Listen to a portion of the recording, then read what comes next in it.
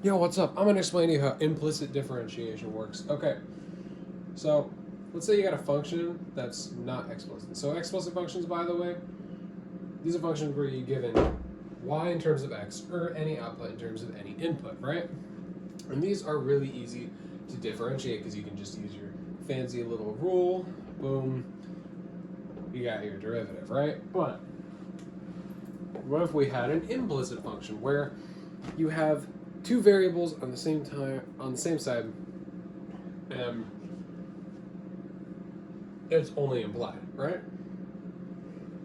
So what if we have xy squared minus x equals 2 or something? I don't know.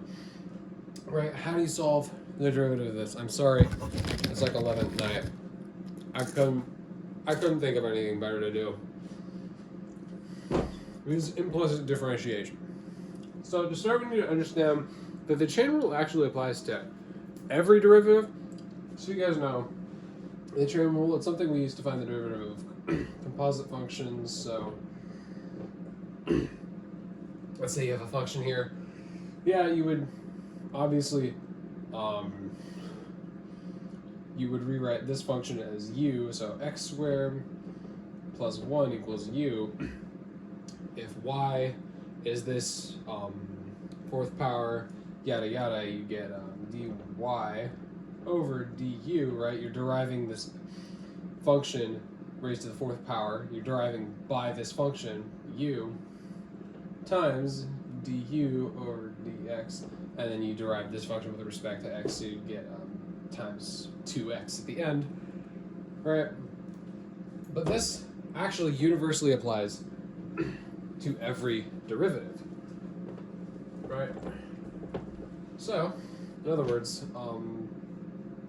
like I said, you have that chain rule function, y equals x squared plus x raised to the second power, right? Is you take the derivative of your outer function, right? 2 times x squared plus x times du over dx. But what we don't see is that this is actually going on with every derivative that we take. All right? So let's do the derivative of y equals x squared. What you're actually getting here is y equals x squared times dx over dx. We're deriving with respect to x here, which is why we have the dx on the bottom. The reason we have dx on the top is because x here is technically its own function. It is a function of itself. It's x is a function of x because x equals x.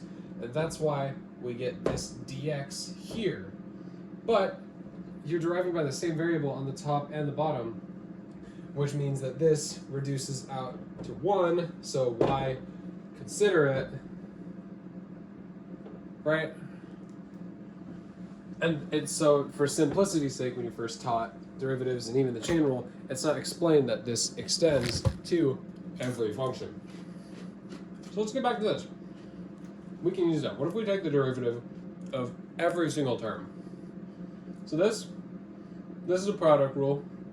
The derivative of x is 1. The derivative of y squared, yes, is 2y. But because of that chain rule, we're actually multiplying it by dy over dx, right? Because y is a function of x, as is implied. And then we just go x. Oh, wait. Hold on. I did the two derivatives. Okay. X times y squared, the derivative of x is 1 times y squared, plus, and then we get x times the derivative of y, which again is 2y times y prime, which is dy over dx, right? Equals, we have to take the derivative of our last term on this side, which is 0 because it's a constant, right? So now we have this. And we can actually just take all these terms that aren't y prime and isolate y prime. So we have this y squared here, let me rewrite this. So y squared plus what is this? 2yxy prime equals 0. So 2yxy prime equals negative y squared. Then you just divide this 2yx out on both sides. And you get that y prime equals negative y squared over 2yx. So now you can get, what happens is you get the derivative in terms of both y and x. You could do explicit differentiation here if you factored out an x, divided it. So you could do explicit differentiation. It's all up to you with a problem like this. But implicit is an important function to have. And again, it builds that understanding of the chain rule, which is that any variable may be a function in terms of another function, right? We can have y in terms of x, right? X squared is a good standard one. But at the same time, it does remain true that y equals itself. Y is a function of itself. The same goes for x here. X is a function of itself.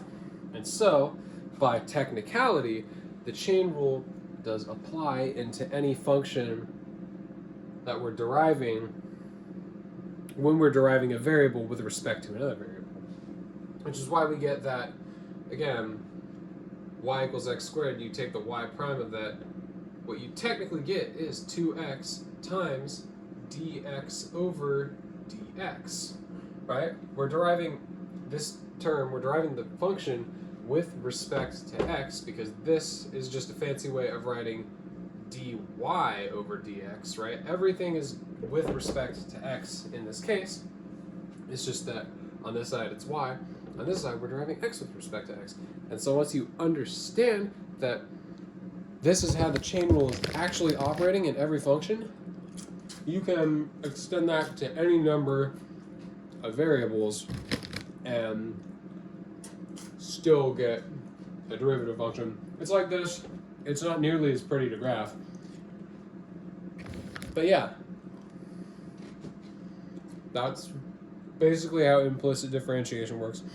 From there, it's just a matter of applying all your fancy schmancy little derivative rules, not mixing up in algebra and dropping a negative, or using the wrong inverse trig derivative. But yeah,